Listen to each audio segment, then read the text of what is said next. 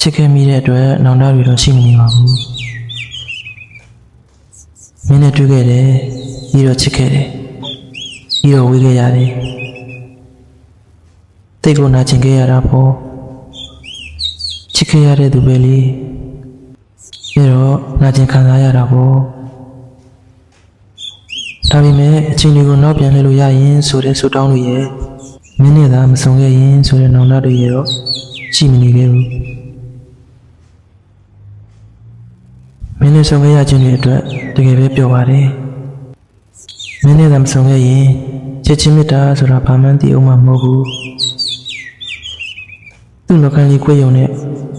ကိုယ်မှပြောရတယ်ဆိုတဲ့ခံစားချက်တွေကိုနားလည်သဘောပေါက်လာခဲ့မှမဟုတ်ဘူးလေပြီးတော့လူတစ်ယောက်ကိုချစ်မိတဲ့အခါဘယ်လောက်ပင်ပန်းရလဲဆိုတာသိခဲ့မှမဟုတ်ဘူးကိုမင်းကိုချစ်တယ်လေးနဲ့ဆုံးထားပြီးချစ်ခဲ့တယ်အနည်းဆုံးတွေ့တာခဲ့တယ်ဒါပေမဲ့နောက်ဆုံးကြံရစ်ခဲ့ခြင်းတွေမှာအများဆုံးငိုခဲ့ရတာပါပဲဒါပေမဲ့ကိုယ်ကလည်းကောင်းပါတယ်ပြန်မပြင်ကျင်ဘူးလားဆိုတဲ့မိခွန်းတွေရှိလာခဲ့ရင်တော့ဒီတိုင်းလေးပဲစင်ပြေပါတယ်ဆိုတဲ့အဖြေတွေပဲရှိတယ်ထူးခြားပြီးတော့အတိတ်ကိုပြန်ပြောင်းမဖြစ်ချင်တော့ဘူး